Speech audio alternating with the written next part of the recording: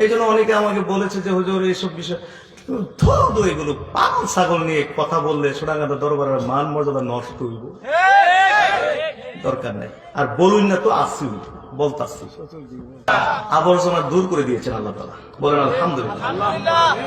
আবর্জনা দূর করে দিয়েছেন আল্লাহ তাআলা, একটা ঝামেলা দূর করে দিয়েছেন আলহামদুলিল্লাহ। আমরা না বুঝি যে কতটুকু দৌড়, নষ্টটারে জোর করে খাওয়াইছে। কেউ কেমনি খালি বিখ্যাত হইব কুখ্যাত হইব, এই নেশায় এখন মাতাল হয়ে গেছে কিছু মোল্লা মৌলবী, কি বলে কেমনি খালি মানুষের কাছে নিজেকে বিতর্কিত করে, মানুষ যেন তাকে নিয়ে খালি আলোচনা চালায়। এই নেশায় এখন মত্ত হয়ে গেছে। এরকম কিছু অ্যাবনর্মাল লোক আছে কিনা? মাথায় সমস্যা, মানসিক প্রবলেম এরকম আছে না? কয়েকদিন পরে পরে এক এক কথা একটা বিতর্ক সৃষ্টি করে জনগণের কাছে নিজের আলোচনার মধ্যে ফালাই রাখুন, নিজের এইভাবে কুখ্যাত করুন। এগুলো তো হলো ফেনা, এগুলো হলো কি ফেনা। ফেনা কিন্তু স্থায়ী হয় না, আস্তে করে পানির সাথে আবার কি হয়ে যায়, মিশে যায়। এই জন্য অনেকে আমাকে বলেছে যে হুজুর এইসব বিষয় ধরো এগুলো পাগল ছাগল নিয়ে কথা বললে সোনাগাঁদা দরবারের মান মর্যাদা নষ্ট হইব, দরকার নাই। আর বলুন না তো আসি বলতাছি, কি তার বই লাগে। হ্যাঁ তো চাইছি যে আমার সবাই কয়, আমার গালি দেয়। বক্তাদের মধ্যে এই সমস্যাগুলো খুব খারাপ। এই নেশাটা এত বেশি, তাদেরকে কোটিবার নসিহত করলো, এই নসিহত কানে তা ঢুকায় না। এর পরিচয় কি বলে? পরিচয় দিবে শুধু কোটি মানুষ জানতে হবে।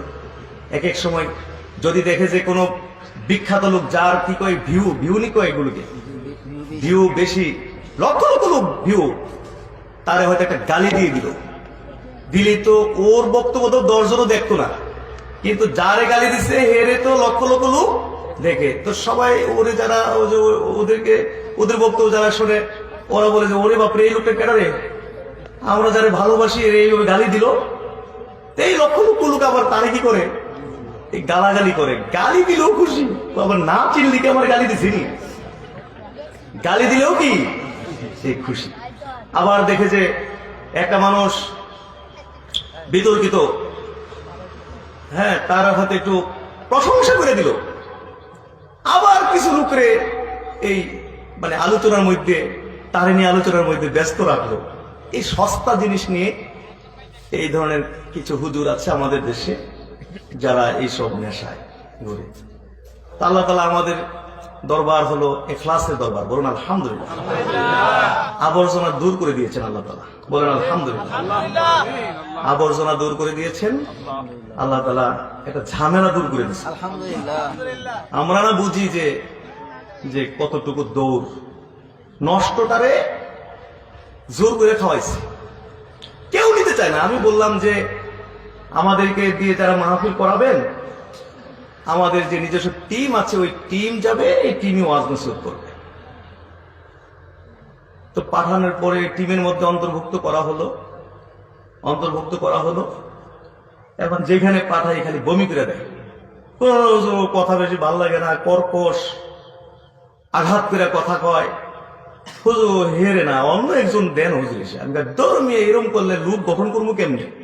মজা লাগুক না লাগুক, সুর থাকুক না থাকুক, শুনতে হইব। জোর করে করে করে করে নষ্টটারে ঢিল্লা যাইতে কোন রকমে চালানো হয়েছে। এরপর কত যাতে সমস্যা আসে বলার দরকার। যাই হোক, এই কয়েকদিন পরে পরে দরবারকে বিভিন্ন বিতর্কিত সৃষ্টি করে, উদ্দেশ্য নিজস্ব স্বার্থ। আমি যদি দরবারে কোনো গুরুত্বপূর্ণ দায়িত্বে থাকি, তাহলে আমি কোথায় যেতে হবে, কোথায় যেতে পারবো, কোথায় যেতে পারবো না, এটা তো সিদ্ধান্তের ব্যাপার আছে। কি বলে, সিদ্ধান্তের ব্যাপার আছে না? কিন্তু দেখা যায় যে এই সময় তোয়াক্কা করে না, এমন জায়গায় হুট করে চলে গেছে, ওখানে গিয়ে এই একটা বিতর্ক সৃষ্টি করে, আবার কত হুট করে ওখানে চলে গেছে। আর কি সবসময় খালি দরবারকে প্রশ্নবিদ্ধ করা, ইচ্ছা করে কিন্তু প্রশ্নবিদ্ধ করা একটা ফাও ঝামেলায়। এটা নিয়ে দরবারের লোকেরা এবং ছাত্র শিক্ষক সকলেই অত্যন্ত ত্যক্ত এবং বিরক্ত ছিল। আল্লাহর শুকরিয়া, আল্লাহ ফায়সালা করে দিয়েছেন, এই আবর্জনা আল্লাহর পক্ষ থেকে দূর হয়ে গেছে। আল্লাহ দূর করে দিয়েছেন। বলুন শুকর আলহামদুলিল্লাহ। এই সমস্ত আবর্জনাগুলোর ব্যাপারে আমাদের সবার সবসময় সজাগ থাকা দরকার আছে না নাই?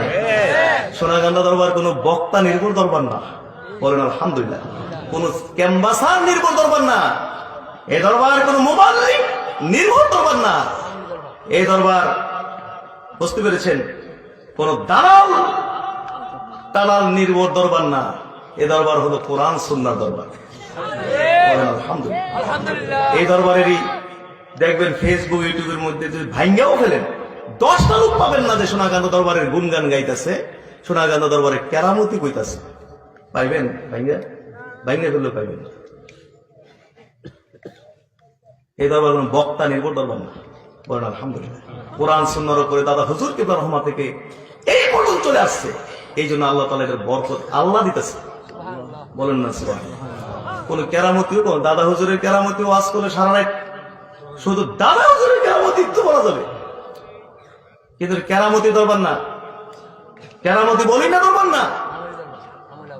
আব্বাজান ওয়াজ করতো, যদি কোনো বক্তা আব্বাজানের নামের আগে পরে দুই চারটা লকব শুধু একটু লাগাইছে, রাগ হয়ে গেছে, এই মিয়া চুপ করো, তোমার কে বলছে এত কথা কইতে, বলেন না সুবহানাল্লাহ। যাই হোক, এগুলো নিয়ে আমাদের কোনো ভাবনা চিন্তার কোনো কারণ নেই। আল্লাহ তাআলা আমাদের হেফাজত করুন। এটা কি, এটা বোয়াল মাছ পাইছে নাকি এটা কানপোনা পাইছে, কয়দিন পরে টের পাইব। মনে করছে পল দিয়ে চাপ দিয়া মনে একটা বোয়াল ধরে নিয়েছে, কিন্তু আসলে কানপোনা পলের ফাঁকে যাইব। এটা আমরা না জানি দৌড় কদ্দুর আছে, কানপোনা। আল্লাহ হেদায়েত করুন, আমিন। আর তারাও কি করে এত কি হইতে পারে, ওরে বাপ রে বাপ, সারাদিন মনে যায় একটা কি মহা উৎসব হয়ে গেছে তাদের। মনে সোনাগান্ধা দরবার সাইজ করে এবার গেম ছিল, পাগলের মাথা খারাপ হয়ে গেছে। আরে আমাদের কাছে যে কত দেওবন্দি আলেম ওলামা মুরিদ হয়েছে হিসাব নাই। এই যে কয়েকদিন আগে ও দেওবন পড়ে আছে, দেওবন মতলবের আইসা বায়াত হয়ে গেছে। আমি যদি ইচ্ছা করতাম ভিডিও একটা কইরা বলে ভিডিও করতে একটু মুরিদ হইতাছে, এরপর লেখা দিতাম দেখো ওয়াহাবি সুন্নি হয়ে গেছে, বলতে পারতাম কিনা। এই যে কত খামার গ্রামে, কত এতেকাফে খামার গ্রামে একদম তারা তো লাল রুমাল দিয়া হেভি করে পাগড়ি বাঁধে, ঠিক না? লাল রুমাল দিয়ে পাগড়ি বাঁধা একেবারে আইছে। গ্রামের নামও বলবো না, আমাদের এই ব্রাহ্মণবাড়িয়া জেলার ভিতরে যে কোনো উপজেলায় আসছেন।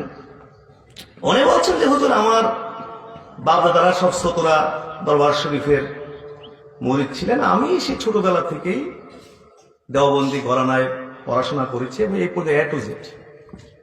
ঢাকায় বড় এক মসজিদের উনি খতিব, ইমাম খতিব। তারপরে বহু বইপত্র লিখেছে, আমাকে দিয়েছে বইপত্রগুলি।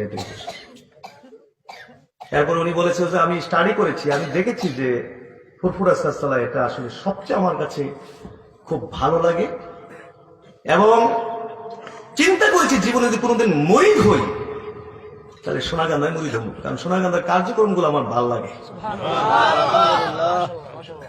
অলরেডি উনি বায়াত গ্রহণ করেছেন সেখানে। আমি যদি দুষ্টামি জানতাম বা দুষ্ট এগুলো দুষ্টচিন্তা মাথায় থাকতো, একজনকে বলতাম ভিডিও কর, দেখ কেবল লাল পাগড়ি বেঁধে আমার কাছে মুরিদ হইতেছে, এর পরের দিন যদি ভিডিও দিয়ে দিতাম, এই যে দেখো ওয়াহাবি সুন্নি হয়ে গেছে। এটি কি ভালো মানুষের কাজ? এটি কোন মুখলেস ব্যক্তির কাজ হতে পারে? এটি কোন নফসের ডাক্তারের কাজ হতে পারে? তাহলে তো এই নফসের চিকিৎসা আগে করতে হইব। নফসই নষ্ট হয়ে গেছে, নফসের চিকিৎসা করতে হবে আগে। প্লিজ ইখলাসের সাথে দ্বীনের খেদমত করার চেষ্টা করবে। সবাই দল পূজারী হওয়ার কোনো দরকার নেই, দলের পূজা করার দরকার নেই, কোন ব্যক্তির পূজা করার দরকার নেই। আমরা আল্লাহ আল্লাহ রসুলের অনুসারী, বলুন আলহামদুলিল্লাহ। যখন কার অনুসারী? আল্লাহ আল্লাহ রসুলের অনুসারী, বলুন আলহামদুলিল্লাহ।